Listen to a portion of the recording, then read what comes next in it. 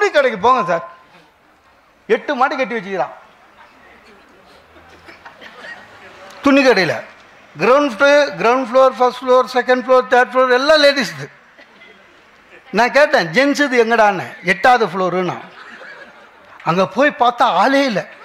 ஏன்னா அவனுக்கு தெரியுது இவனுங்கெல்லாம் இங்கே வந்து வாங்க மாட்டான், ஏன்னா எப்படியும் கிரவுண்ட் ஃப்ளோரில் துட்டு தீர்ந்துடும்.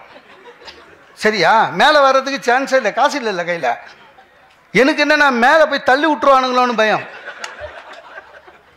துணி கடை போனால் பெண்களுக்கு மரியாதை. அட நகை கடை போங்க, ஸ்டூல் போடுறேன் சார் ஒய்ஃபுக்கு மட்டும். நம்ம குரூப் ஹோட்டல் நிற்கிற மாதிரி பக்கத்தில் நிற்கணும். 10,000 மேடம் சொல்கிறான் அதுக்கு. மேடம் மேடம் கூல்ட்ரிங்க்ஸ் சாப்பிடுங்க மேடம்னு, கூல்ட்ரிங்க்ஸ் அதுக்கு மட்டும். யாருக்கு? ஒய்ஃபுக்கு. நம்ம தனி தாகத்தில் நிற்போம். நம்ம வீட்டில் பாதி குடிச்சிட்டு வேணுமா அப்படின்னும். எது இந்த மீதி குடி. 10,000 மேடம் சொல்கிறான். டேய், அந்த மேடத்துக்கு சேர்த்து துட்டு நான் தாண்டா தரப்போகிறேன். மரியாதையே கிடையாதுங்க. பெண்களுக்கு உண்மையிலேயே நல்ல மரியாதை கொடுத்துருந்தோம். ஹோட்டலில் போய் உட்கார்ந்தா கூட சர்வருங்க மெனு கார்டு எடுத்துகிட்டு வந்து ஒய்ஃப்கிட்ட கொடுக்குறான். அவனுக்கு தெரியுது யார் டிசைடிங் அத்தாரிட்டின்னு. நம்ம ஒன்றும் பண்ண முடியாது. திரும்ப பெண்களுக்கு உண்மையிலேயே முன்ன மாதிரி இல்லை. வாழ்க்கை முறையை பெண்களே முடிவு செய்கிறார்கள். ஒரு பெண்கிட்ட கேட்குறாங்க உங்களுக்கு மாப்பிள்ளை எப்படி வேணும்னு, அது சொல்கிற லிஸ்ட்டு பார்த்தா பயமாக இருக்கும். முன்னெல்லாம் மாப்பிள்ளை நல்ல பையனாக இருந்தால் மட்டும் போதும்னு நினச்சாங்க. இப்போ அப்படி இல்லை. பெண் வீட்டிலேருந்து எதிர்பார்ப்பு அதிகமாகிடுச்சு.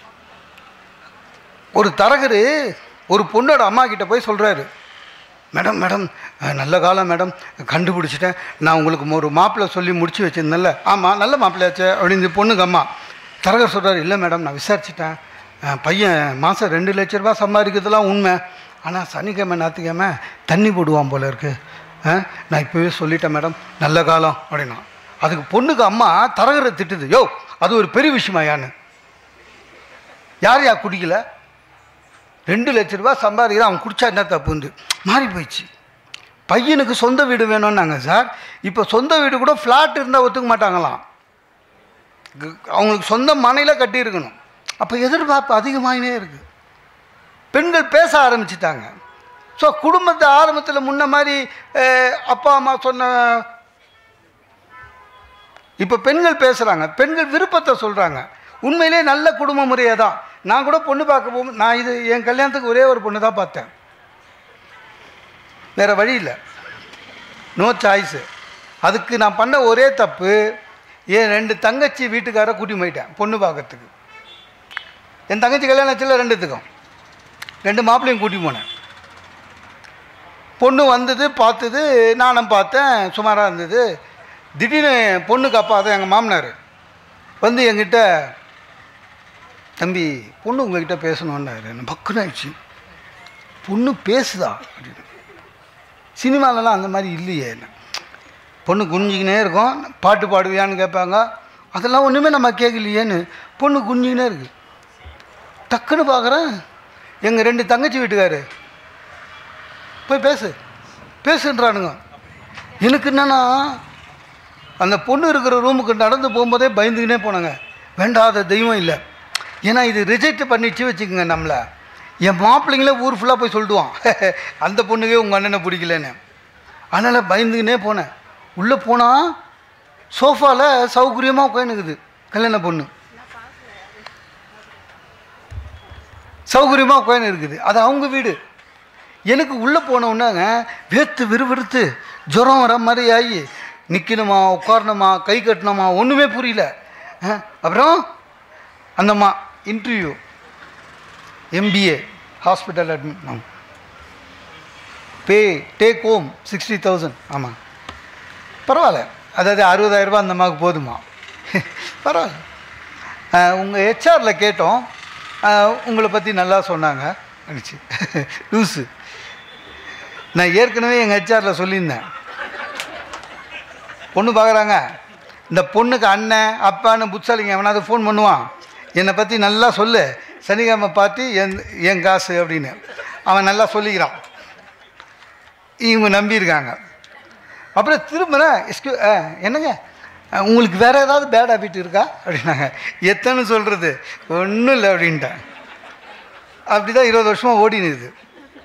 சார் எதுவாக இருந்தாலும் சரி, பெண்கள் ஆண் 2 பேரும் ஒன்றா சேர்ந்து ஒரு குடும்பத்தை துவக்குகிற பொழுது நல்ல குடும்பம் எது? நல்ல குடும்பம் என்பது பெண்களை கோயில் கட்டி கொண்டாடணும். ஏன்னா திருமணத்திற்காக பெண்கள் படுகிற தியாகங்கள். ஆமாங்க, வீட்டில் செல்லமாக வளர்ந்துருக்கோம், காலேஜில் நல்லா படிச்சிருக்கோம், காலேஜில் அத்லட்டாக இருந்திருக்கோம், பேச்சு போட்டியில் ஜெயிச்சிருக்கோம், வீடு ஃபுல்லாக ஷீல்டு கப்பு அடுக்கி வச்சுருக்கோம். ஆனால் மாப்பிள்ளை வீட்டுக்கு போகும்போது நீ ஷீல்டு கட்டில் பீரோ வெள்ளி சாமான் தான் எடுத்து போனது தவிர ஷீல்டெல்லாம் எடுத்து போகிறதுக்கு அலோவ் பண்ண மாட்டாங்க. இன்னும் அவ்வளோ நம்ம வளரல. இல்லை முடியாதுல்ல. எந்த பொண்ணாவது முதல் நாள் போன உடனே மாமியார்கிட்ட, அத்தை நான் எப்படி ஓடுவேன் பார்த்துமா, நீங்கள் மட்டும் இப்போ 1 2 3 சொல்லுங்கள், 7 தெரு சுற்றின்னு வந்துடுவேன்னா மாமியார் ஒத்துக்க மாட்டான். இல்லை மாமியார் ஒத்துவா சார், இல்லை அத்தை பேசுனேன்னு ஆரம்பித்தேன்னு வச்சுங்களேன், ஃபஸ்ட்டு நான் தான் எவ்வளோ மெடல் வாங்கியிருக்கேன், பேசலாமா அப்படின்னா. அவ்வளோ தியாகம், அவ்வளோ தியாகம் உண்மையிலையா சார். சில பேருக்கு சில மருந்து வாசனையே பிடிக்காதுங்க. சில பேருக்கு பார்த்திங்கன்னா டெட்டால் வாசனை பிடிக்காது, சில பேருக்கு ஃபினாயில் வாசனை கூட பிடிக்காது. இல்லை அந்த கொரோனா டைமில் அந்த நாற்றத்தோடு பழகிறதே ரொம்ப இதுக்கு கொரோனாவே பெட்டர்னு ஆயிடுச்சு எனக்கு. அந்த ஃபினாயில் இது மந்தை கொச கொச கொசன்னு. ஒரு பொண்ணு திருமணம் ஆகி போதுங்க, போயிட்டு அந்த பொண்ணுக்கு டெட்டால் வாசனை பிடிக்காது, ஃபினாயில் வாசனை பிடிக்காது, திருமணம் ஆகிட்டு போகும்போது அவங்க மாமியார் அந்த பொண்ணு கையை பிடிச்சி நேராக எடுத்து ஒரு இருட்டு ரூமில் இட்டு போகிறாங்க வீட்டுக்குள்ளே. அதில் 0 வாட்ஸ் பல்ப், அந்த முட்டை பல்பில் அது எரியுது. இந்த பொண்ணு உத்து பார்க்குது, கட்டில் ஒரு பெரியவர் 96 வயசு, 96 நாட் அவுட் இருக்குது. அந்த மாமியார் சொல்லுது, யார் இந்த பொண்ணோட மாமியார், இவர் தான் நம்ம வீட்டுக்கே பெரியவர், கும்பிட்டுக்கோ அப்படின்னு. என்ன கும்பிட்டுக்கோ? இந்த பொண்ணுக்கு நாற்றம் தாங்கலை. அவர்கிட்ட ஆசீர்வாதம் வாங்கிக்கோ, இவர் இல்லைன்னா உனக்கு கல்யாணமே ஆகிருக்காதுன்னு. இந்த பொண்ணுல ஏன் அப்படின்ச்சு. இல்லை இவர் தான் சொன்னார், என் பேரனோட பொண்டாட்டியை பார்த்துட்டு தான் நான் செத்து போவேன்னு. அவர் இப்போ சாகிற மாதிரி இல்லை, அந்த ஊர்லேயே அவர் தான் பெரியவர். இந்த பொண்ணுக்கு கொமட்டுது. அந்த பொண்ணு கொஞ்ச நேரம் வெளியில் வந்துட்டு அவங்க அம்மாவுக்கு ஃபோன் பண்ணுது, அம்மா என்னால் இங்கே ஒரு நாள் இருக்க முடியாது, இங்கே ஒரு பெரியவர் இருக்கார், அதை பற்றி நீயும் சொல்லலை இவங்களும் சொல்லலை. அந்த ரூம் ஃபுல்லாக நாத்தம், பெட்டாயில் நாத்தம், என்னால் முடியல, எனக்கு வாந்தி வருது. இந்த பொண்ணு அதுக்கு அவங்க அம்மா கல்யாணம் பண்ணி கொடுத்தாச்சுல, பொண்ணுக்கு அம்மா அங்கேருந்து ஃபோன் பண்ணுது, கவலைப்படாதம்மா, நங்கநல்லூர் ஆஞ்சநேயர்கிட்ட வேண்டிக்க வடமாலை போடுறேன்னு. அப்படின்னா அர்த்தம் வேண்டிக்க சீக்கிரம் அனுப்பிச்சிருந்த பெரியவரை. அதான் அனுமாருக்கு வேறு போர்ட்ஃபோலியோ தருது அந்த அம்மா. நம்ப மாட்டீங்க, 6 மாதம் அதே பொண்ணு அவங்க அம்மாவுக்கு ஃபோன் பண்ணுது, இன்றைக்கி தாத்தா என்கிட்ட பேசினாருமாந்து. என்னன்னா அவங்க அம்மா கேட்குறா, எப்படின்னா, இல்லைம்மா அவருக்கு என்ன அடையாளம் தெரியுதுமா, நான் போனால் ரூம் க்ளீன் பண்ண, இந்த பொண்ணு க்ளீன் பண்ணது சார், ரூம் க்ளீன் பண்ணாமா, கூப்பிட்டு தலையில் கை வச்சு ஆசீர்வாதம் பண்ணுவார், என்கிட்ட பேச ட்ரை பண்ணுறாரு. அதுதாங்க உண்மையான தியாகம். எதை பிடிக்கலையோ அதை பிடிச்சி தான் மாற்றுறது குடும்பத்துக்காக, அதுதான் உண்மையான தியாகம். இப்போவும் அந்த அம்மா சொல்லுது, யார் பொண்ணுக்கு அம்மா, ஆஞ்சநேயர் கை உள்ளேன்னு. நீ ஆஞ்சநேயரை வேணது வேற ஒரு விஷயத்துக்கு, இப்போ மாறியாச்சு உண்மையிலேயே. அதுக்காக நீங்கள் ஆண்கள் தியாகம் பண்ணலன்னு நினச்சிக்காதீங்க, ஆண்களும் தியாகம் பண்ணுறாங்க. நான்லாம் நிறைய தியாகம் பண்ணியிருக்கேன் சார். எனக்கு அப்பளம் ரொம்ப பிடிக்கும், அப்படி பிடிக்கும். தயிர் சாதத்தை கூட அப்பளம் வச்சு சாப்பிடுவேன், பிடிக்கும், அவ்வளோதான். ஏன்னா அது ஒண்டி தான் நம்ம வீட்டில் ரெடி பண்ணுறதில்ல, வெளியிலேருந்து வாங்கி வர்றது, பொரிக்கிறது மட்டும்தான். அதையே ஏடா கூடமாக பொரிச்சு எடுத்துன்னு வருவாங்க, அது வேறு விஷயம் சார். அப்பளம் நான் அப்பளம் எப்படி சாப்பிடுவேன் தெரியுமா? என் வீட்டில் என் வீடு தானே, எப்படி சாப்பிடுவேன்னா, அதை இப்போ சாப்பாட்டு தட்டுலேயோ இலையிலையோ பதார்த்தம் வைக்கிற தட்டுலையோ வைக்க மாட்டேன். ஏன்னா வச்சு 2 நிமிஷத்தில் கச்சி போயிடும். அதனால் டைனிங் டேபிள் மேலேயே வச்சிடுவேன், அப்படியே எடுத்து அப்படியே கடிப்பேன். என் வீடு தானே, அந்த பழக்கம் எல்லாத்துக்கும் வந்துடுச்சு. கல்யாணம் ஆச்சு, முதல் நாள் அவங்க வீட்டுக்கு சாப்பிட போகிறேன். மாமியார் சாப்பாடு போட்டாங்க, அப்பளத்தை இருந்து வச்சாங்க சார். பழக்க தோஷத்தில் என்ன பண்ணேன், அப்பளத்தை எடுத்து டேபிள் மேலே வச்சேன். எங்கள் மாமியார் அதை தப்பாக நினச்சின்னு மாப்பிள்ள அப்பளம் பிடிக்காதுன்னு சொல்லக்கூடாதா அப்படின்னு அப்பளத்தை எடுத்து போயிடுச்சு சார்.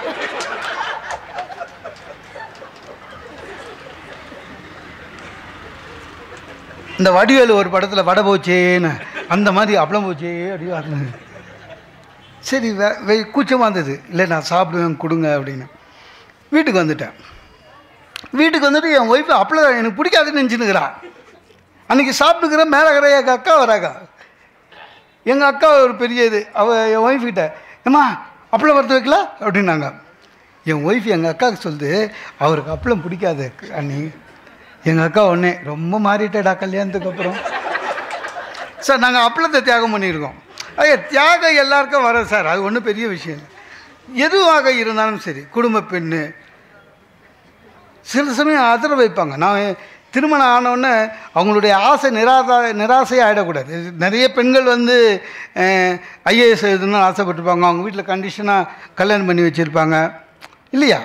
நம்மளாம் சரத்குமார் தேவயானி மாதிரி கலெக்டர் ஆக்கலாம், அது மாதிரிலாம் இருக்கலாம். நான் கூட கேட்டிருக்கேன் என் ஒய்ஃபுக்கிட்ட. நான் சொன்னேன் எனக்கு அட்வொகேட் ஆகணும்னு ஆசை முடியலன்னு. எல்லாம் வைங்க வேணும்னா இதை எடுத்து இங்கே வச்சுருப்பேன் சாப்பிடும். ஆச்சுதா என்னாச்சு எதுவாக இருந்தாலும் கேட்டுருவோமேனு உனக்குன்னு ஏதாவது ஆசை இருக்கா படிச்சுட்டு இருந்துச்சு. என் ஒய்ஃப் சொன்னேன் ஆமாங்க எனக்கு சின்ன வயசுலேருந்தே போலீஸ் ஆஃபீஸர் ஆகணும்னு ஆசைங்க.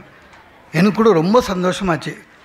ஒரு கிரண் பேடி ஒரு திலகவதி ஐபிஎஸ்ஸு அந்த மாதிரி ஆகணும்னு ஆசைப்பட்டிருக்கா போல. என்ன ஐபிஎஸ்ஸா? ஐபிஎஸ்லாம் இல்லைங்க, இந்த எஸ்ஐ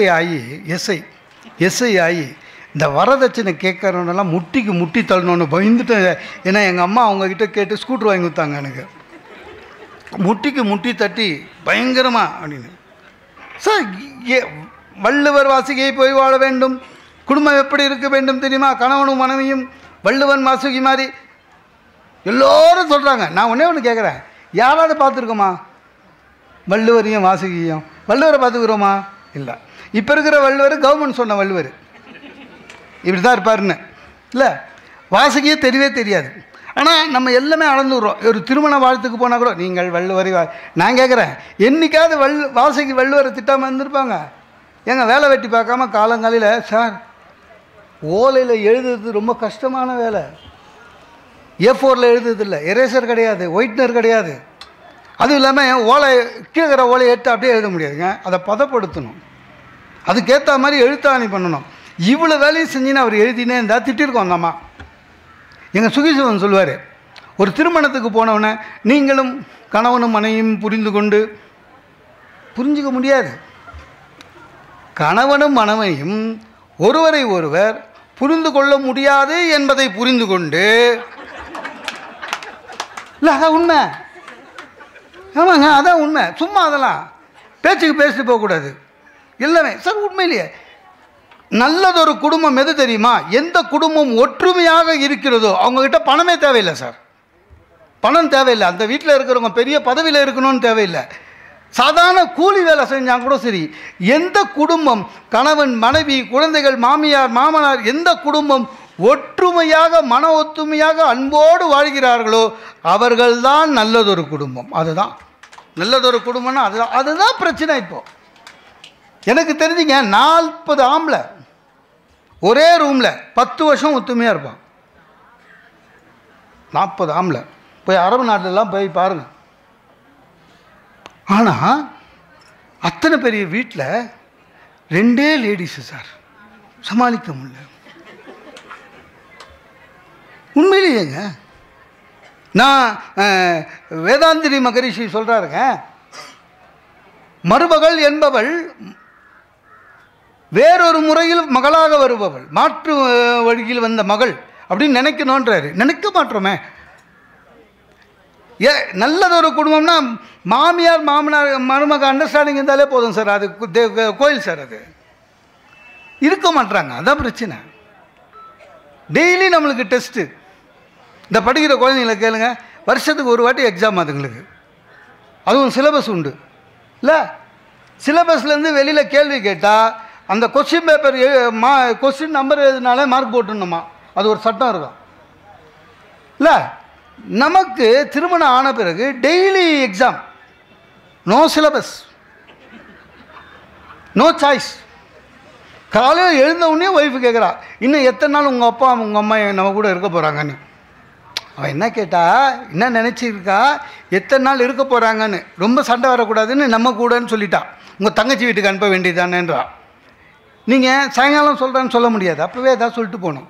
சரி போனோமா, சாயங்காலம் வரும்போது பார்த்தீங்கன்னா அம்மா நடு ஹாலில் யஸ்வாசலட்சுமி மாதிரி இடுப்பில் கை வச்சுக்கின்னு உன் பொண்டாட்டியை கொஞ்சம் அடக்கி வை, சரியில்லை, நம்ம உடனே பதில் சொல்லணும் இல்லை. ஒய்ஃப் எப்படி அடக்குறதுன்னு தெரியாமல் தான் நம்ம அப்பா ஈஸ்டரில் படுத்துனுக்கிறாரு. நான் சொல்கிறேன் எங்கள் அம்மா கிட்டே, இல்லைம்மா மனைவி சொல்லே மந்திரம், அது உங்கள் அப்பாவுக்கு சொன்னது உனக்கு இல்லைன்றாங்க. ஒய்ஃபு நம்மக்கிட்டே சொல்கிறாங்க, சார் இப்போ சொல்கிறேங்க உங்கள் தங்கச்சி எனக்கு பிடிக்கல அப்படின்னு. நம்ம என்றைக்காவது ஒய்ஃபுக்கிட்ட சொல்லியிருக்கோம்மா, சார் உன் தங்கச்சியை பிடிக்கலன்னு? ஒரு நியாயம் வேணாம்மா. அவங்களுக்கு ஒரு சட்டம், அவங்களுக்கு ஒரு நியாயம். சார் உண்மையான ஒரு குடும்பம் எது தெரியுமா சார்? உண்மையான நல்லதொரு குடும்பம் எது தெரியுமா? ஒரு ஹஸ்பண்டு பேப்பர் படிச்சுன்னு இருக்காரு, காஃபி கேட்குறாரு, ஒய்ஃபு காஃபி எடுத்துகிட்டு வந்து டேபிளில் இந்த மாதிரி ஓரமாக வச்சுட்டு அவங்க போயிட்டாங்க. இந்த பேப்பரை அப்படி திருப்பினார். உள்ளே வந்து அவங்க பையன் ஓடி வந்து அப்பான்னு இடிச்சான், காஃபி கொட்டிடுச்சு. இதான் சீனு. எருமை எனக்குன்னு வந்து வாச்சியடா, அவன் உன் பையன் தானே சொல்லிக்கோ அப்படின்றான். அப்படின்னா நீ பெரிய எருமைன்னு அர்த்தம். எருமைன்னு சொல்ல, அதை சொல்லிட்டான். உள்ளே போன எருமையை கூப்பிடுனா இவன் இங்கேருந்தே சொல்கிறான், அப்பா அம்மா அப்பா கூப்பிடுறாரு. ஏன் நாயாட்டம் குலைக்கிறாரு அந்த அம்மா உள்ளேருந்தே. சார் காஃபி கொட்டிடுச்சு சார், ஒரு கலவரமே வந்துடுச்சு. உண்மையிலே நல்லது ஒரு குடும்பம் எது தெரியுமா? காஃபி கொட்டிடுச்சு. பையன் ஐயோ அப்பா சாரிப்பா சாரிப்பா கவனிக்கலப்பா சாரிப்பா 2 சார் டே இது வேணுமா கொட்டினேன் வந்தா கிட்ட உட்காந்து காலை முட்டியில் அடிபட்டுதா, முட்டி பாரு அப்பா. பையன் கண்ணில் தண்ணி வருது. அடடா, அப்பா எப்போவுமே விரும்பி காலையில் சாப்பிட்ற காஃபி பேப்பர் படிச்சிக்கினே நம்ம கெடுத்துட்டோம், அந்த அட்மாஸ்பியரை கெடுத்துட்டோன்னு பையன் உள்ளே கலங்குறான். அப்பா பையனை தேத்துறாரு, பட காலில் அடியில் இல்லை போ, அது காஃபி சிந்தி இருக்கு பாரு, அதுக்கு போய் கழுவு போ. அம்மா ஓடி வரான். ஐயோ அப்படின்றா. உடனே அப்பா சொல்கிறார், பையனை திட்டாத, என் தப்பு, நீ வச்ச உடனே குடிச்சிருக்கணும், நான் பெரிய பேப்பர் படிச்சிட்டேன். அப்பா அந்த அம்மா சொல்லுது, உங்கள் தப்பு இல்லைங்க, என் தப்புங்க. என்ன அவ்வளோ அவசரம் உள்ளே கெட்டு போச்சு, காஃபி வச்சேனே குடித்த உடனே அந்த மீதி கப்பை எடுத்துன்னு போயிருந்தாக்கா இந்த பிரச்சனையே வந்திருக்காது. சார் இதுதான் சார் குடும்பம், இதுதான் குடும்பம். ஒருத்தன் பெருமாள் லக்ஷ்மி 2 பேரை மட்டும் தான் வேண்டுவான். ஏன்னா யார் தராங்களோ அவங்களுக்கு மட்டும்தான் காக்கும் கடவுள், அவ்வளோதான்.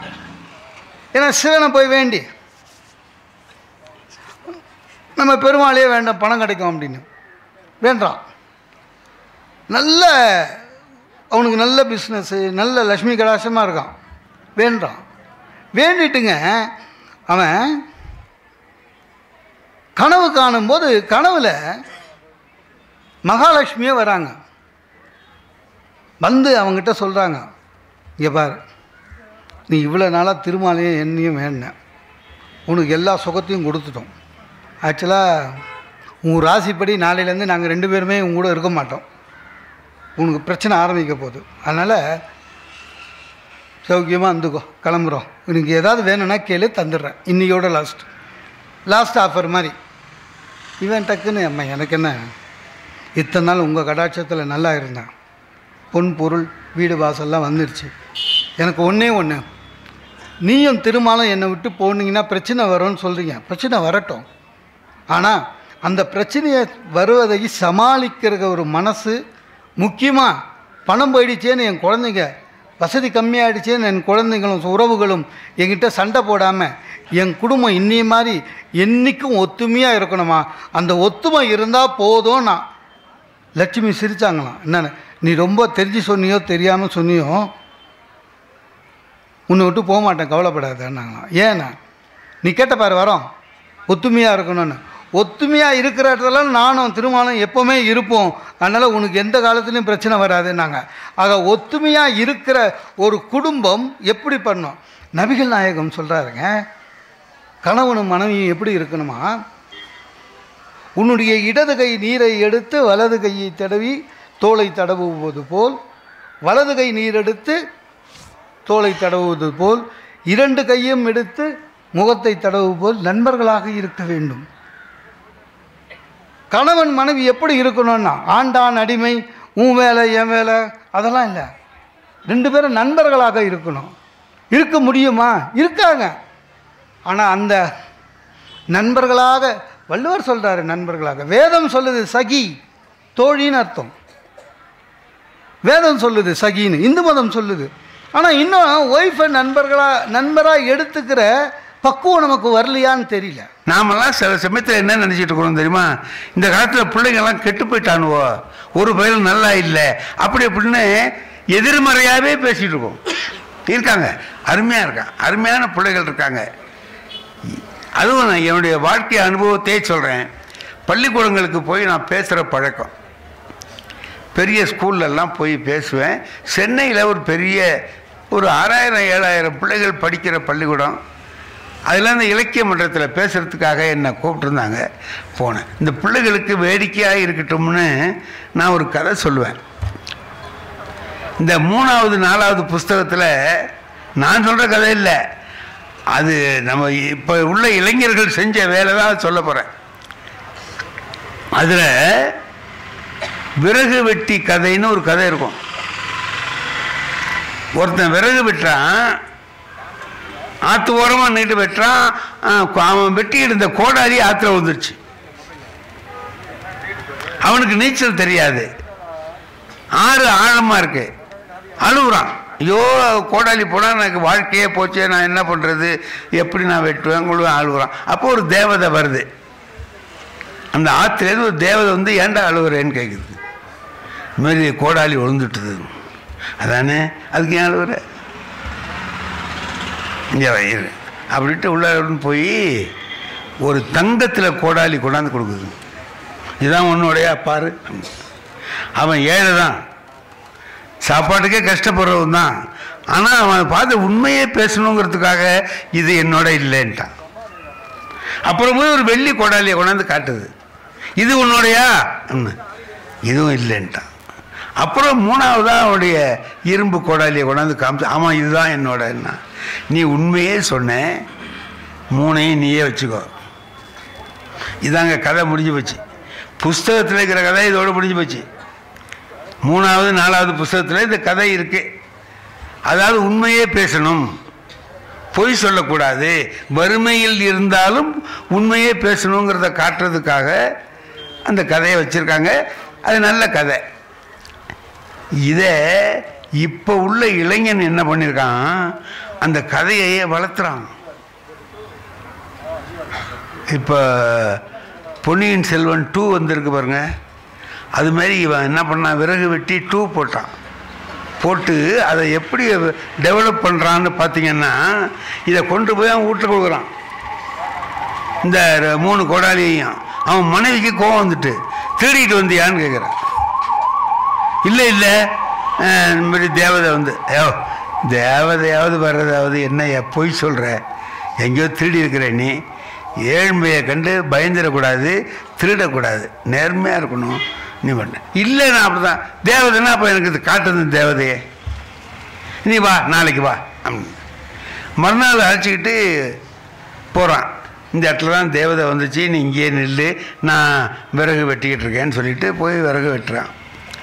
இப்போ தவறி போய் அவள் விழுந்துட்டான் ஆற்றுல ஓரத்தில் நின்றுருந்த. நேற்று கோடாலி விழுந்துச்சு, இன்னைக்கு பொண்டாட்டி விழுந்துட்டா. இப்போ இவன் என்ன செய்வான், ஓன்னு அழுகுறான். இப்போ உள்ள இளைஞன் எதுனா ஒரு இந்த கதை அழுத உடனே தேவதை வருதுல்ல, வரும், வந்துட்டுது.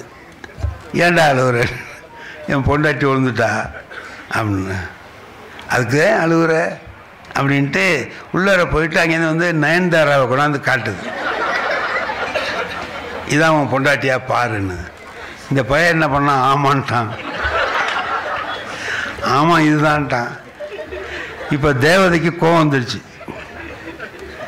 இல்லை, நேத்தி நல்லவனாக இருந்த, யோக்கியனாக இருந்த, தங்கத்தை காமிச்சேன் இல்லைன்ன, வெள்ளியை காமிச்சேன் கிடையாதுன்ன, இன்னைக்கு ஒரு அழகான பொண்ணை காமிச்ச உடனே இவதான் என் முண்டாட்டிங்கிறிய, கெட்டு போயிட்டியா, ஒரே நாளில் வீணாக போயிட்டியா நீ அப்படின்னு. அதுக்கு அவன் சொன்னான், வீணாவெல்லாம் போகல, உன்னை பற்றி எனக்கு தெரியாதா, நீ முதல்ல நயன்தாராவை தான் கொண்டாந்து காட்டுவேன், நான் இல்லைம்பேன், சும்மா இருக்க மாட்டேன், நீ தமன்னாவை கொண்டாந்து இதான் பாருன்னு கேட்பேன், இல்லைம்பேன், அப்புறம் என் முன்னாட்டியை கொண்டாந்து காட்டுவேன், இதாம்பேன், உண்மையே சொன்னேன், மூணையும் வச்சுக்கம்பேன்.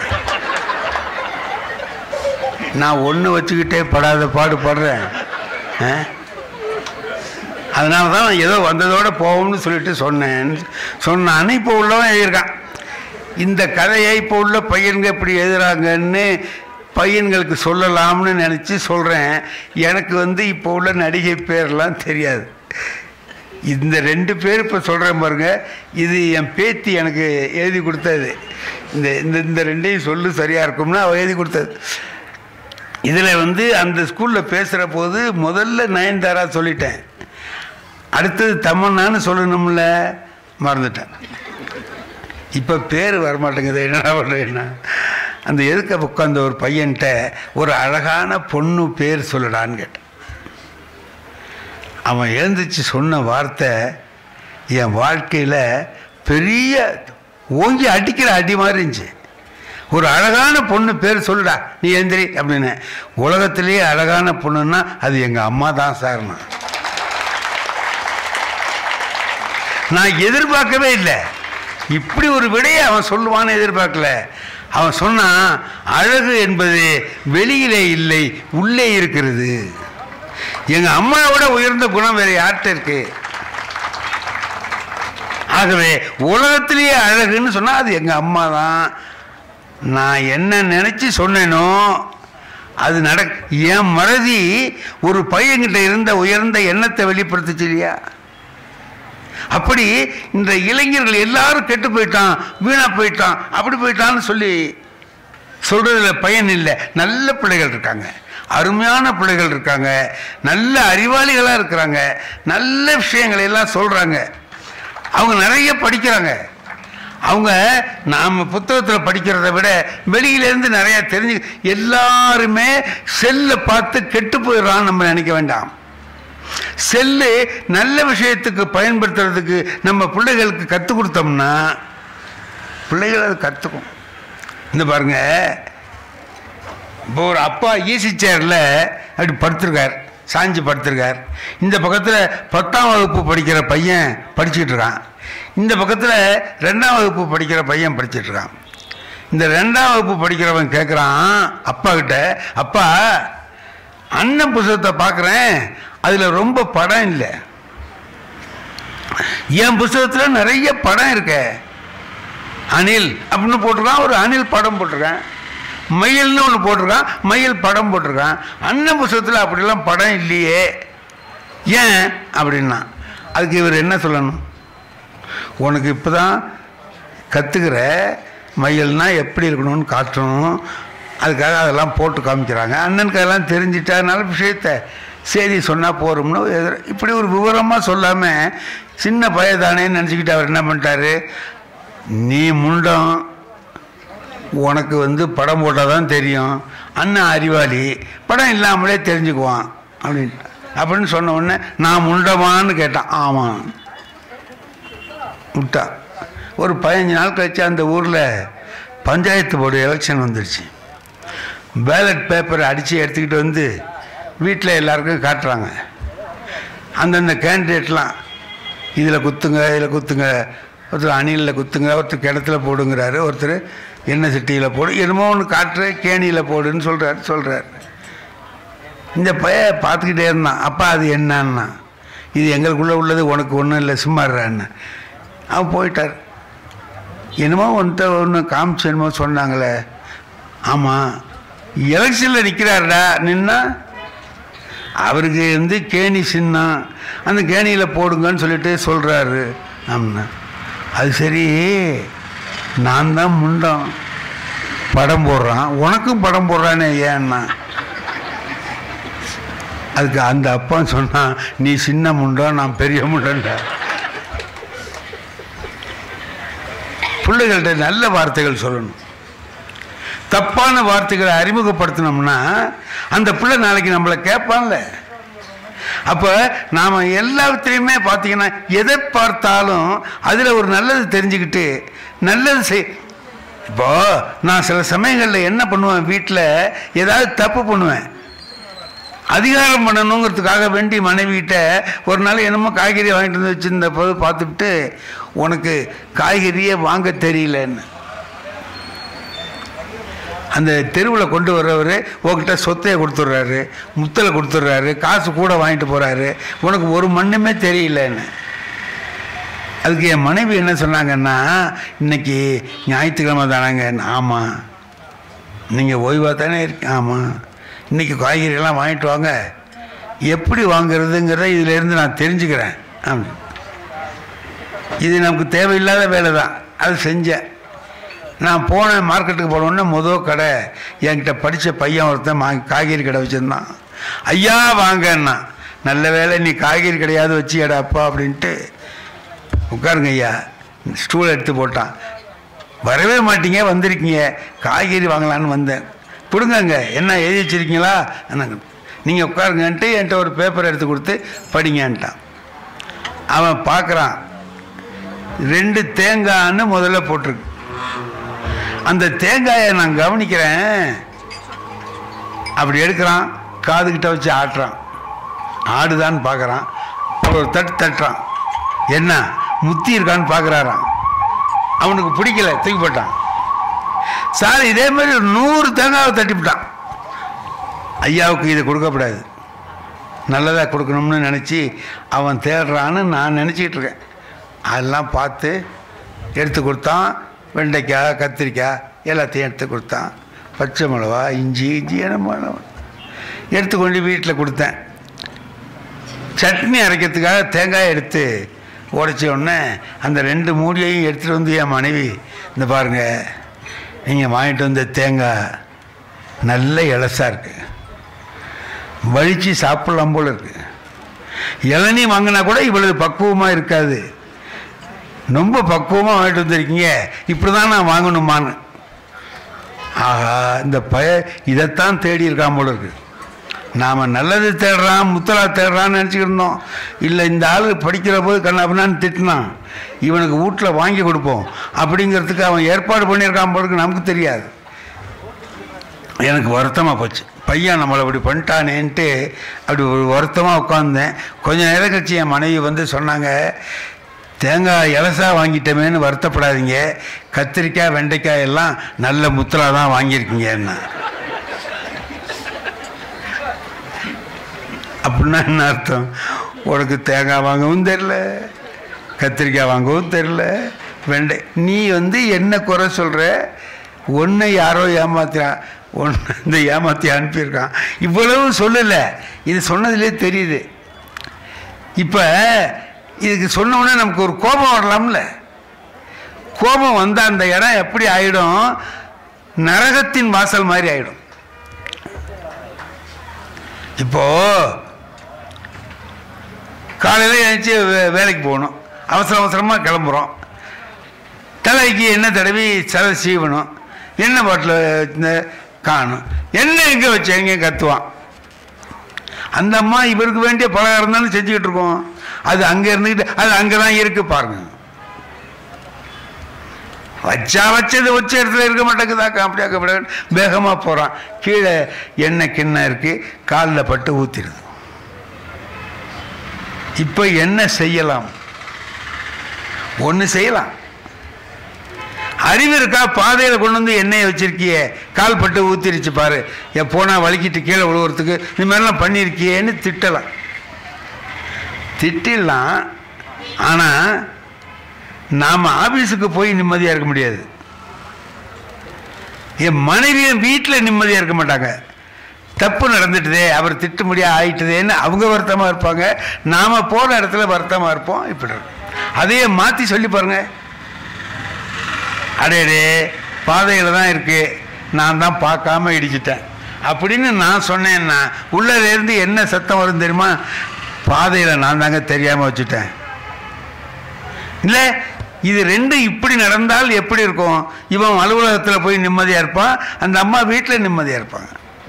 அது இல்லாமல் நாம் எதிர்மறையிலேயே எல்லாத்தையும் சிந்திச்சு காரியங்களை செய்கிற போது நமக்கு என்ன ஆகுதுன்னா வாழ்க்கை பூரா மனசுக்கு கஷ்டமாகவே இருக்கு, நல்லதே நடக்கிறது இல்லை. வகுப்புகளில் நாங்கள் பாடம் நடத்துகிறோம். எங்கெல்லாம் நாங்கள் ஆசிரியர்கள் எங்கள் வேலை செய்கிற இடத்துல எங்களுக்கு ஏற்படுற அனுபவங்கள் எப்படி இருக்கும்? எங்கள் தலைமை ஆசிரியர் சொன்னார், ரொம்ப நாள் பள்ளிக்கூடத்துக்கு வராமல் இருந்தான்னா அவன் பேரை அடிங்க, பேரெல்லாம் அடிச்சிருங்க.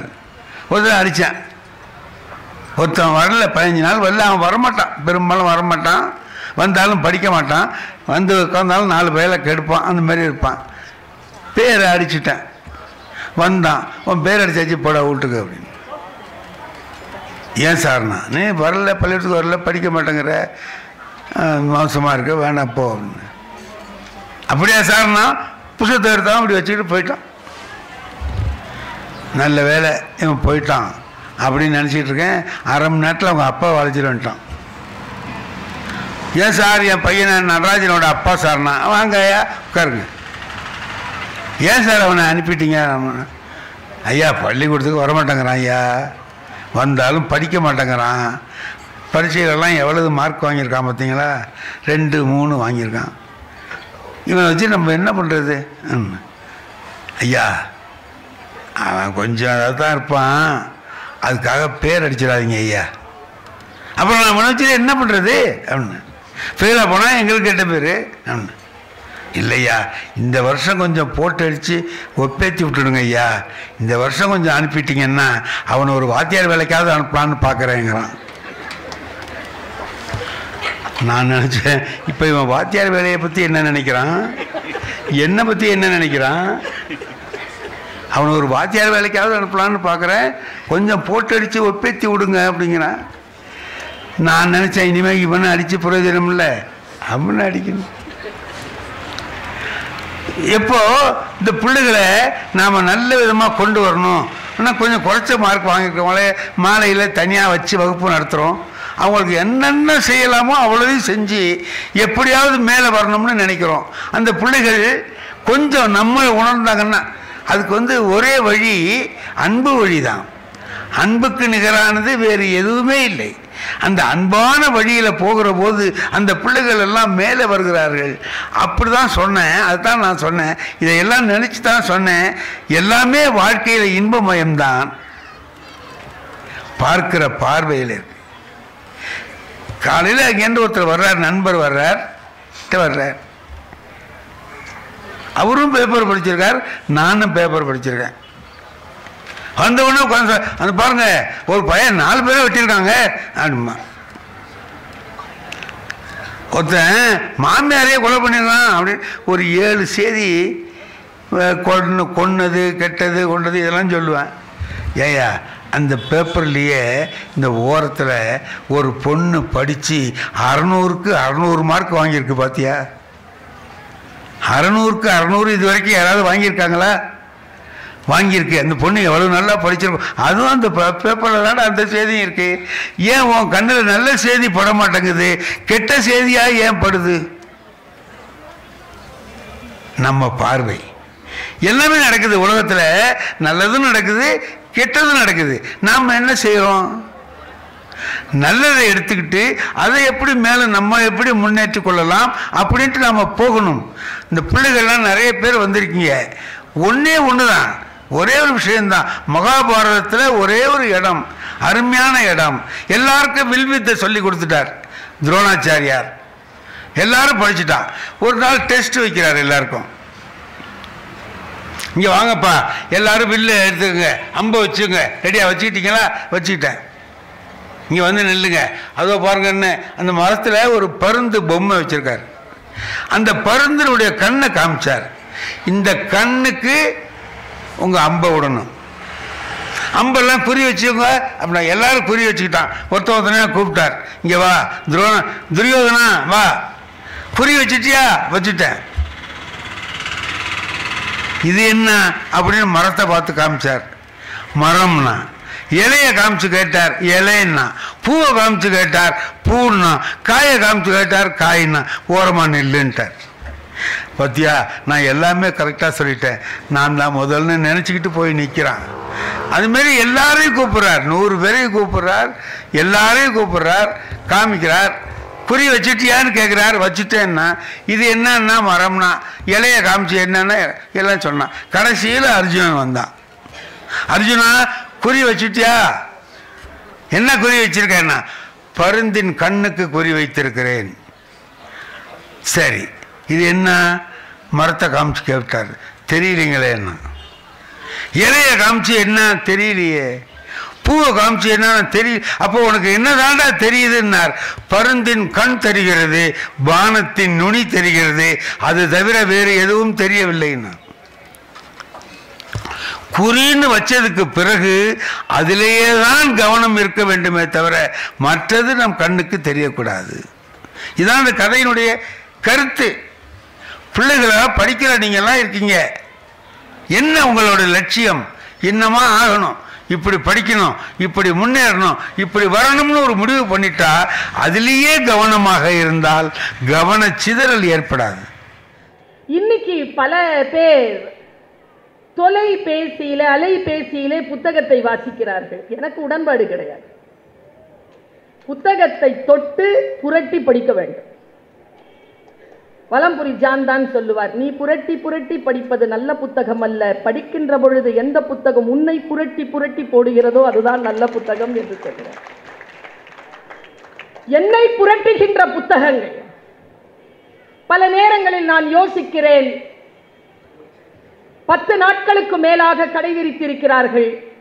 21ஆம் தேதி வரைக்கும் இந்த புத்தக கண்காட்சி நிகழ இருக்கிறது.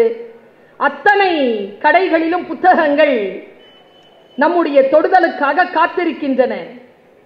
புத்தக வாசிப்பை சாலையை கடக்கக்கூடிய ஒரு குழந்தை எப்படி தன் பெற்றோரின், தன் தாய் தந்தையரின் விரல்களை பிடித்துக் கொள்கிறதோ அப்படி என் வாழ்நாள் முழுக்க புத்தகத்தின் விரல் பிடித்து நடப்பவள் நான். அந்த வாசிப்பின் அருமையில் சொல்லுகிறேன், சில புத்தகங்கள் முகப்பூச்சுக்கள், அது அரிதாரம், பூசிக்கலாம், புடைச்சு போட்டுடலாம். சில புத்தகங்கள் மேலாடை, மழைக்கு நாம் போட்டுக்கொள்கிறோமே அப்படி மேலாடைகள், அது வீட்டுக்குள்ள வந்த உடனே கழட்டி வச்சிடணும். அந்த புத்தி வீட்டுக்குள்ள செல்லுபடியாக. சில புத்தகங்கள் நம் மானத்தை மறைக்கும் ஆடைகள், அது வெளியிலையும் போட்டுக்கணும், வீட்டுக்குள்ளேயும் போட்டுக்கணும். சில புத்தகங்கள் நம்முடைய உடலிலே ஒட்டி கொண்டிருக்கும் தோல், அதை அகற்றவே முடியாது. சில புத்தகங்கள் போதி மரம், அதற்கு கீழ் ஞானம் கிடைக்கும். சில புத்தகங்கள் சிறகு, நம்மை ஒரு இடத்திலிருந்து இன்னொரு இடத்திற்கு அழைத்து செல்லும். நான் இங்கே நிறுத்துகிறேன் பெருமக்களே, உங்கள் சிந்தனைக்காக சொல்லுகிறேன். அரச மரத்தின் அடியில் தானே உட்கார்ந்தான் புத்தன். அந்த மரமா அவனுக்கு புத்தியை தந்தது? அமர்ந்த புத்தனின் மனநிலை சாதாரண மரத்தையும் போதி மரமாக்கியது. வாசிப்பவர்களுடைய மனநிலை தான் அந்த புத்தகத்தை போதி மரமாக்குகிறது. வாசிக்கின்றவனுடைய மனநிலையைத்தான் நான் இங்கே பார்க்கிறேன். நேற்றைய முன்தினம் இந்த மேடையில் பேசிய வழக்கறிஞர் MP நாதன் அவர்கள் ஒரு கருத்தை சொன்னார் புத்தகத்தை குறித்து. புதுமை பித்தன் பேசிய அந்த வார்த்தையை அவர் தன்னுடைய பேச்சிலே சொன்னார். ஒரு கழை கூத்தாடி கயிறு மேல் நடக்கின்ற பொழுது எவ்வளவு கவனமாக நடக்கிறானோ அப்படி கவனமாக வாசகன் ஒரு புத்தகத்தை புரட்ட வேண்டும் என்று சொன்னார்.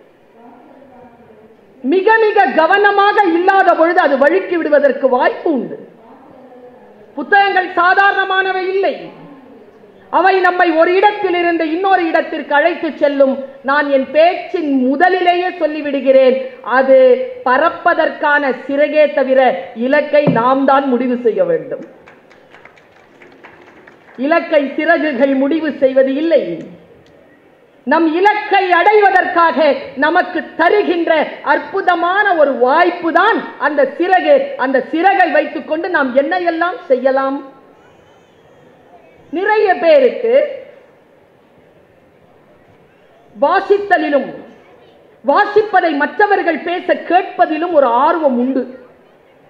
நான் பல இடங்களில் அதை பார்த்திருக்கிறேன். விடிய விடிய ராமாயணம் கேட்கின்ற பூமி இது. விடிய விடிய மகாபாரதத்தை கேட்கின்ற பூமி இது. விடிய விடிய கதைகளை கேட்டு கேட்டு பழக்கப்பட்டவர்கள் நாம். நமக்கு கர்ண பரம்பரைன்னு ஒரு பேர் உண்டு. நம்ம கேட்டு, கர்ணம்னா காது, கேட்டு பழகியவர்கள் நாம். நான் மிக நிதானமாக சொல்லுகிறேன், இந்த அவை மிக கம்பீரமாக மிக நுட்பமாக கேட்டுக்கொண்டிருக்கிறது. அதனால் சொல்லுகிறேன், ஒரு ஆசிரியையாக சொல்லுகிறேன், ஒரு தாயாக சொல்லுகிறேன், கற்ற கல்வியை பயன்படுத்த வேண்டும். எதுவாக இருந்தாலும், நீங்கள் சிறிதளவேனும் படித்தவராக இருந்தாலும் கூட உங்கள் கல்வி உங்களுக்கு பயன்பட வேண்டும். இந்த உலகத்திலேயே மிகப்பெரிய சாபம் என்ன தெரியுமா தோழமைகளே? மிகப்பெரிய சாபம். அதற்கு மேல் ஒரு சாபமே கிடையாதுங்க. நீங்க எத்தனை சாபம் சொன்னாலும் அத்தனை சாபமா அந்த சாபத்துக்கு கீழே தான். அந்த சாபம் தான் மகாபாரதத்தில் கர்ணன் பெற்ற சாபம். என்ன தெரியுமா? ஆபத்து காலத்தில் நீ கற்றது உனக்கு மறந்து போகும். ஆபத்து காலத்தில் தான் நாம் படித்தது நமக்கு ஞாபகம் வர வேண்டும். அதற்கு பெயர்தான் கல்வி, அதற்கு பெயர்தான் கற்றல். என்னுடைய பலம் என்ன தெரியுமா? நான் கற்றதை நினைவில் வைத்துக் கொள்ளும் வரம் பெற்றவள்.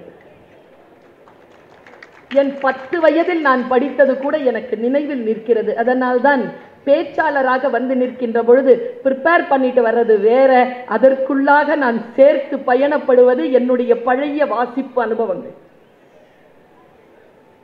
இது என் வெற்றியின் ரகசியத்தை நான் உங்களுக்கு சொல்கிறேன். கல்வி ஆபத்து காலத்தில் நமக்கு உதவி செய்கிறது. அது ஒரு இடத்தில் இருந்து இன்னொரு இடத்திற்கு பெயர்ந்து போவதற்கு நமக்கு வழி சொல்கிறது. முட்கள் பாதை.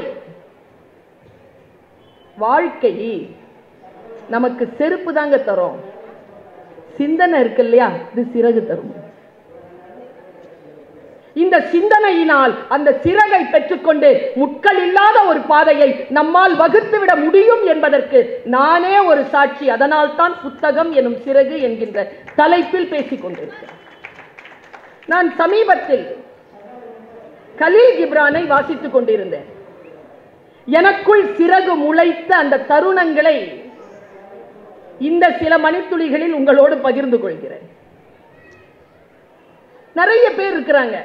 இப்ப கூட கவிதாசன் சார் கூட கணவன் மனைவி இந்த விஷயத்துல நிறைய பேர் கேலி செய்கிறார்கள். மனைவி ரசம் பிடிக்கல, அது பிடிச்சிருந்தா கூட அது அடுத்த விட்டு ரசம்.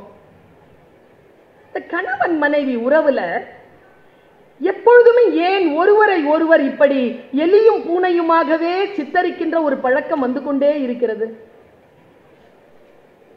இந்த தலைமுறைக்கு நான் சொல்லுகிறேன், இதனுடைய பேராபத்து என்ன தெரியுமா? கணவன் மனைவி இடையில் இருக்கக்கூடிய உறவை நீங்கள் சரியாக அடுத்த தலைமுறைக்கு சொல்லவில்லை என்றால் திருமணம் என்கின்ற உறவு, அந்த அக்ரிமெண்ட், அந்த நிறுவனம், இன்ஸ்டிடியூஷன் இல்லாமல் போவதற்கு வாய்ப்பு இருக்கிறது. அதை மிகச் சரியாக சொல்லுவதுதான் நம் கடமை. கலீல் கிப்ரான் என்கின்ற மிக பழைய கவிஞன், மிக பழைய கவிஞன், அவன்தான் சொன்னான், குழந்தைகளுக்கு நீங்கள் உங்கள் கனவுகளை திணிக்காதீர்கள், அவர்கள் உங்கள் வழியாக வந்தார்களே தவிர உங்களிடம் இருந்து வரவில்லை. என்ன மேட்டர்ல ஒவ்வொருவருக்கும் உரிமை இருக்கிறதா இல்லையா அவர்கள் வாழ்க்கையை வாழ்ந்து முடிக்க? உங்கள் வாழ்க்கை நான் வாழ முடியுமா? நான் ஏன் வாழ வேண்டும்? என் வாழ்க்கை தானே நான் வாழ முடியும். அது பெற்றோராக இருந்து விட்டு போங்கள், ஆசிரியராக இருந்து விட்டு போங்கள், சிந்தனையாளர்களாக வாழ்ந்து விட்டு போங்கள். வழி காட்டுங்கள், வாழ்ந்து காட்டுங்கள். வாழ்வது என்பது என் தனி உரிமை. இதை பேசுகிறான் கலீல் கிப்ரான். திருமணத்தை பற்றி அவன் சொன்ன ஒரு சொல்லை உங்களுக்கு முன்னால் போடுகிறேன். முடிந்தால் அதை சிறகாக்கி உங்கள் உறவிலே பறந்து கொள்ளுங்கள். அவன் சொல்கிறான், உங்கள் ஆன்மாக்களின் காதலை, என்ன சொல், உங்கள் ஆன்மாக்களின் காதலை கரைகளுக்கு இடையே சஞ்சரிக்கும் கடலாக மாற்றுங்கள். ஒரு ஆணுக்கும் பெண்ணுக்கும் சொல்றான், புரிந்தவர்கள் புத்திசாலி. கரைகளுக்கு இடையில் சஞ்சரிக்கும் கடலாக மாற்றுங்கள், இருவருடைய கோப்பையையும் நிரப்பிக் கொள்ளுங்கள். ஆனால் ஒருவருடைய கோப்பையில் இருந்து மற்றொருவர் அருந்தாதீர்கள். வீட்டுக்கு போய் ஸ்லோவா யோசிச்சுப்பார்,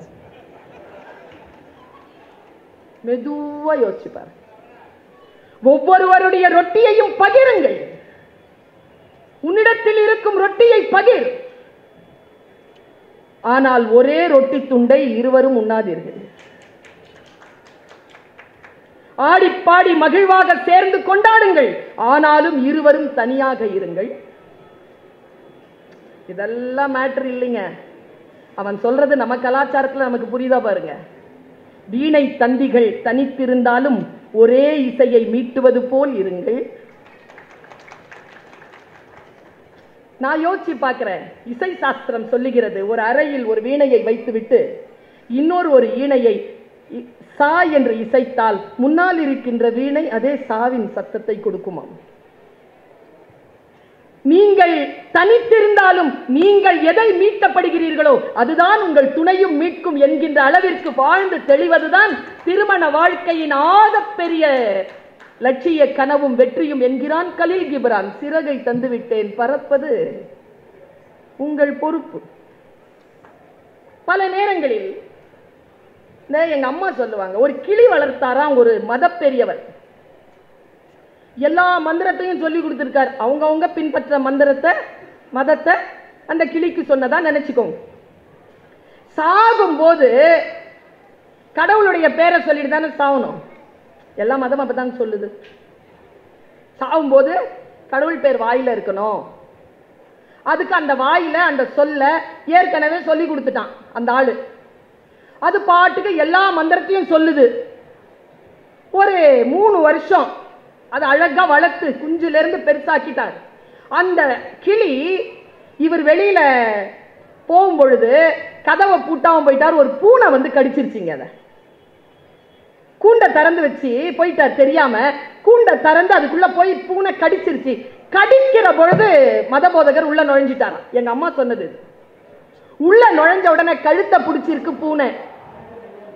அந்த கிளியினுடைய கழுத்தை பிடிச்சிருக்கு.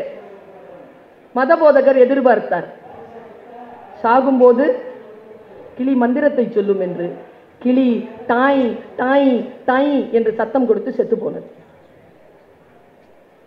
கற்பது எல்லோருக்கும் எல்லா நிலைகளிலும் உள்ளே புகுந்து விடுவதில்லை. அதனால் தான் அந்த குறளை சொன்னார். கற்றது சிறிதள வேணும், இருந்தாலும் கற்பது எப்பொழுது பயன்பெறும், அதன்படி நடக்கின்ற பொழுதுதான் என்று சொல்லும் அந்த குறளை அவர் எடுத்து சொன்னார். கற்க கசடர கற்பவை கற்றபின் நிற்க அதற்கு தக என்று சொன்னது கிளி பேச்சுக்காக அல்ல, மனிதன் தன் ஆன்மாவிலே எப்படி கல்வியை செலுத்திக் கொள்ள வேண்டும் என்பதற்காகத்தான். இந்த கல்வியை வேறு நிலையில் எப்படியெல்லாம் நாம் புரிந்து கொள்ளலாம், புத்தகம் நமக்கு எப்படியெல்லாம் வாழ்க்கை அளிக்கிறது, நான் யோசித்து பார்க்கிறேன். இன்னொரு குறள் சொன்னாருங்க, நான் கொஞ்சம் பர்ஸ்பெக்டிவ மாத்துறேன். குறள் ஏன் தெரியுமா 2000 வருஷம் கழிச்சோம் இன்னும் உயிரோட இருக்கு.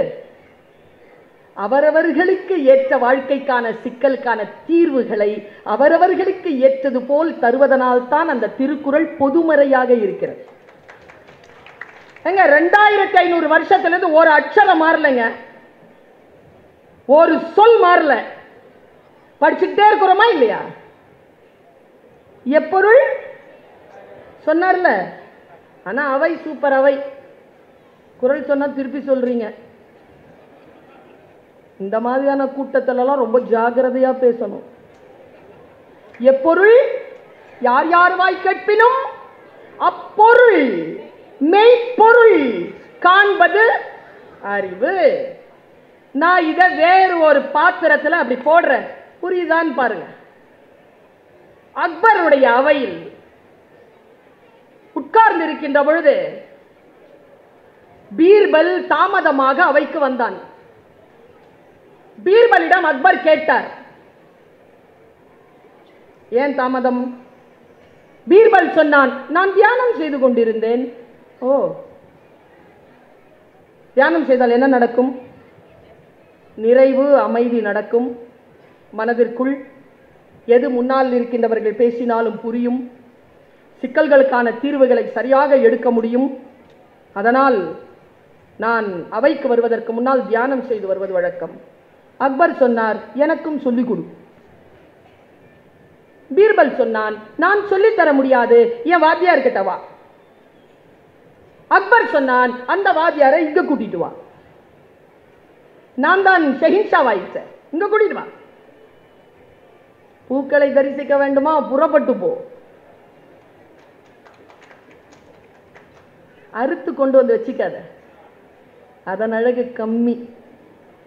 அது மலர்கின்ற இடத்திற்கு போய்ப்பார். குருவை தேடித்தான் போக வேண்டுமே தவிர நம்ம இடத்துக்கு டீச்சரை கூப்பிட்டு டியூஷன் எடுக்கலாகாது. நம்ம மரபு அப்படி. போய் தான் வாசிச்சோம். நீ போக, நான் உடனே எனக்கு டைம் இல்லப்பா, என்ன தியானம் தானே, இதோ நான் கத்துக்கிறேன், 15 நாள் டைம் கொடு. யாரையோ வச்சு அவர் கத்துக்கிட்டாருங்க. தியானம் செய்ய நான் பழகி கொண்டேன், பீர்பல் என் தனி அறைக்கு வா என்றார். பீர்பல் போனான், போய் உட்கார்ந்தான். உட்கார்ந்தோட முன்னால் உட்கார் என்றான், முன்னால் உட்கார்ந்தான். காவலாளி நீ வாசலுக்கு போனா, காவலாளி வாசலுக்கு போயிட்டாங்க. இப்போ ரூம்ல 2 பேரும் தனியா உட்கார்ந்துருக்காங்க. தனியா உட்கார்ந்து இருக்கும் போது நான் தியானம் செய்கிறேன், சரியாக செய்கிறேன் பாருன்னு தியானம் செய்ய ஆரம்பிச்சாரு. பீர்பலுக்கு சிரிப்பு வந்துருச்சு. அவன் தியானம் சரியா செய்யல, அதுக்கு பேர் தியானம் இல்லை அப்படின்னா. ஒரு 3 நிமிஷம் கழிச்சு ஷஹின்ஷா கூப்பிடுறாருன்னு காவலாளி உள்ள இருந்து ஓடி வந்தான். பார்த்தான், ஷஹின்ஷா கண்ணை மூடி கண்ணை திறந்து அவரை முறைச்சிட்டு இருக்கிறாரு. கை தட்டினபடி அப்படியே நிக்கிறான் பீர்பல். தவறாக தியானம் செய்த அக்பரை கைது செய் என்றான் பீர்பல். பார்த்து கொண்டே நின்றான். காவலாளி ஒன்றும் செய்யவில்லை. அக்பர் சொன்னான், என்னையா கைது செய்ய சொல்லுகிறாய்? ஏ காவலனே, பீர்பலை கைது செய் என்றவுடன் உடனே காவலன் பீர்பலனை கைது செய்தான். காவலனுக்கு தெரிகிறது, எப்பொருள் யார் யார் வாய் கேட்பினும் அப்பொருள் மெய்ப்பொருள் காண்பது அறிவு. எல்லாரும் எல்லாத்தையும் சொல்லிட முடியாதுங்க. யார் எது சொன்னாலும் இது அவர்கள் வாயில் இருந்து வரக்கூடிய சொல். இந்த சொல் சொல்லுவதற்கான தகுதி அவருக்கு இருக்குதான் பாருங்க. இல்லை என்றால் அந்த சொல்லின் பொருண்மையை மிக ஆழமாக யோசியுங்கள் என்று அடுத்த கட்டத்திற்கு போய் நமக்கு வழிகாட்டுவதனால் தான் நான் சொல்லுகிறேன். நீங்கள் எழுதி வைத்துக் கொள்ளுங்கள். முஸ்லிம்களுக்கு குரான் வேதம், கிறிஸ்துவர்களுக்கு பைபிள் வேதம், இந்துக்களுக்கு பகவத்கீதை வேதம் என்றால் தமிழர்களுக்கு திருக்குறள் தான் வேதம். அந்த திருக்குறளின் வழி நடப்பவர்கள் நாம். இந்த அழுத்தம் இருக்கல, இந்த அழுத்தம் நமக்கு இருக்க வேண்டும். இந்த பொருளை புரிந்து கொள்ளுகின்ற அந்த காட்சி நம் கண்களில் விரிய வேண்டும் என்றால் நமக்கு வாசிப்பு பழக்கம் இருக்க வேண்டும் என்று நான் சொல்லுகிறேன். நான் ரொம்ப நுட்பமா சொல்றேங்க. ஒரு முறை என்னுடைய நண்பன் ஒருவன் என்னிடத்தில் சொன்னான், பர்வீன், நீ பேச போகும்போது ஒரு வேலை செய்றியா? இதை அவன் சொல்லி ஒரு 18 ஆண்டுகள் ஆச்சு. சொல்லுப்பான போகும்போது ஏதாவது ஒரு புத்தகத்தை படிச்சுட்டு போயேன். ஏதாவது ஒரு புத்தகத்தை படிச்சுட்டு போனா என்ன நடக்கும்? நீ படிச்சுட்டு போயேன், அவ்வளவுதாங்க ரகசியம். ஏதேனும் ஒரு புத்தகம் தான் அவன் சொன்னான். எந்த புத்தகம் என்று நான் தேர்ந்தெடுக்கிறேன். ஒவ்வொரு முறை பேச வருவதற்கு முன்னாலும் அந்த புத்தகத்தை வாசித்து விட்டு அதற்கு பின்னால் வந்து பேசுகிறேன். 18 ஆண்டுகளுக்கு முன்னால் என் பேச்சு வேறு, 18 ஆண்டுகள் கழித்து இன்றைக்கு என் பேச்சு வேறு என்பது என் வாசிப்பு திறத்தினால் நான் கண்டெடுத்த வெற்றி. இது அப்சர்வேஷன். எப்படி ஒரு விஷயத்தை புரிந்து கொள்வது, எப்படி ஒரு விஷயத்தை பார்ப்பது. நான் இப்படி சொல்றேன், பகவத்கீதை யாருக்கு சொல்லப்பட்டது? அர்ஜுனனுக்கு சொல்லப்பட்டது. எங்கே சொல்லப்பட்டது? சாபாஷ். போர்க்களம்னா சரியான கலாட்டாங்க. சரியான கலாட்டா இருக்கிற அந்த பகுதியில ஒரு குரு தன் சீடனுக்கு அறிவுரை சொல்றாங்க. இந்த உலக புகழ் பெற்ற ஓவியம் ஒண்ணு இருக்கு, பிரமாதமான ஒரு ஓவியம். அதுக்கு மிகப்பெரிய பரிசு கிடைச்சது. உலகத்திலே ஆக சிறந்த ஓவியம் அதான். என்ன தெரியுமா? வெளியில புயலின் சூழல், ஒரு மரத்திலே பொந்திலே ஒரு பறவை அமைதியாக உட்கார்ந்து. வெளியில் எவ்வளவு போராட்டம் இருந்தாலும் யார் ஒருவர் உள்ளத்திற்குள் அமைதியாக இருக்கிறார்களோ அவர்கள் தான் வாழ பிறந்தவர்கள், அவர்கள் தான் ஜெயிக்க பிறந்தவர்கள். எவ்வளவு வேண்டுமானாலும் வெளியில் சூழல் இருக்கட்டும், நீ உன் நிலை தவறாமல் இருக்கிறாயா, அதற்கு பெயர் தான் கல்வி. இப்படி ப்ரொவோக் பண்ணிடுறாங்களே நம்மள, இப்படி கோபம் வந்துருது, இப்படி நம் நிலை தாழ்ந்து விடுகிறோமே. அப்படி என்றால் நாம் கற்கவில்லை என்று பொருள். ரொம்ப ஆச்சரியமா சொல்ற. பகவத்கீதை போர்க்களத்தில் அர்ஜுனனுக்கு சொல்லப்பட்டது. எப்போ? ஆயுதங்களை அவன் கீழே போடும்பொழுது ஆயுதங்களை தூக்குடா என்று சொல்லி விஸ்வரூபம் எடுத்த கிருஷ்ணன் அர்ஜுனனுக்கு பகவத்கீதை சொன்னான். நான் ஒன்னு சொல்லட்டுமா? அப்படிலாம் விஸ்வரூபம் எடுத்திருந்தா போர்க்களத்தில் இருக்கிற எல்லாருக்கும் அது கேட்டிருக்கும். யாருக்கும் கேட்கல. ஏன் தெரியுமா? ஜெயகாந்தன் சொல்லுவது போல் விஸ்வரூபம் என்பது காட்டப்படுவதல்ல, நீங்கள் காண்பது. ஒருவர் சொல்லுகின்ற சொல்லை வைத்து இது குருநாதரின் சொல் என்று அவனுடைய உருவத்தை அப்படி தூக்கி பார்க்கக்கூடிய ஆளுமை யாருக்கு வருகிறதோ அவன் குருநாதரை பெறுகின்ற சீடனாகிறான். அந்த ஞான பார்வை இருந்தது அர்ஜுனனுக்கு. நான் இன்னொரு ஒரு டிப்ஸ் உங்களுக்கு கொடுத்துட்டு போறேன். இன்னைக்கு நாம எல்லாம் படிக்கிற பகவத்கீதை அர்ஜுனன் நமக்கு சொன்னதா இல்ல கிருஷ்ணன் திருப்பி சொன்னாரா நமக்கு? அப்ப நம்ம கையில இருக்கிற பகவத்கீதை யார் சொன்னது? யார் சொன்னது தெரியுமா? அந்த இடத்துல அர்ஜுனன் தவிர்த்து இன்னொருவனுக்கும் அது கேட்டுக்கொண்டிருந்தது. அவன் பெயர் சஞ்சயன். அவன் யார் தெரியுமா? தீர்க்க தரிசனங்களான கண்கள் பெற்று திருதராஷ்டிரனுக்கு அந்த போர்க்களத்தில் நடக்கின்ற அத்தனை விஷயங்களையும் சொல்லக்கூடிய அந்த பணியில் அமர்த்தப்பட்டவன் சஞ்சயன், ஞானி. அவன் சொன்னதுதான். அவர் சொல்ல சொல்ல அவன் சொன்னான். நான் ஒன்னு சொல்லட்டுமா? இந்த உலகத்துக்கு பகவத்கீதை எந்த வேலையை செய்யணுமோ அது இன்னும் செய்யாம இருக்கிறதுக்கு என்ன காரணம் தெரியுமா? ஒரே காரணம் தான். கிருஷ்ண வாயிலிருந்து டைரக்டா கேட்டா உருப்பட்டு இருப்போம். யாரோ சொல்லி யாரோ வழியா தானே வந்திருக்குது. சஞ்சயன் தானே சொன்னான். சஞ்சயன் யாருக்கு சொன்னான்? திருதராஷ்டிரனுக்கு சொன்னான். திருதராஷ்டிரனுக்கு புரிந்ததா? அர்ஜுனனுக்கு புரிந்தது போல் திருதராஷ்டிரனுக்கு புரிந்ததா? அதனால் தான் சொல்லுகிறேன், எப்பொருள் யார் யார் வாய் கேட்பினும் அப்பொருள் மெய்ப்பொருள் காண்பது அறிவு. எனக்கு தெரிஞ்சுங்க, நான் பொதுமக்களாக இருக்கக்கூடிய என் சகோதர சகோதரிகளிடத்தில் ஒரு குறைபாட்டை சொல்கிறேன். நம்மள யார் பேச்ச தெரியுமா ரொம்ப கேட்க பழகிட்டோம். இப்போல்லாம் ரொம்ப ஆர்ப்பாட்டமா அலங்காரமா நகைச்சுவையோடு பேசுனாங்கன்னா கேட்கிறோம். நான் ஒரு விஷயத்த சொல்றேன், நான் பேச்சாளர் தான். என் பேச்சு ஜெயிப்பதை விட முக்கியமானது, நான் ஆசிரியர் இல்லையா, மக்கள் ஜெயிக்க வேண்டும் என்பதற்காக சொல்லுகிறேன். பேச்சாளர் ஜெயிக்க வேண்டும் என்பதற்காக சொல்ல இல்லை. ரொம்ப ஆழமான மனதில் இருந்து தூய்மையான எண்ணங்களோடு சேர்ந்து இதை சொல்லுகிறேன். இந்த தகவல் உங்களுக்கு பிடிச்சிருந்தா லைக் பண்ணுங்க, உங்க ஃப்ரெண்ட்ஸுக்கு ஷேர் பண்ணுங்க, மறக்காம எங்க சேனலுக்கு சப்ஸ்கிரைப் பண்ணுங்க.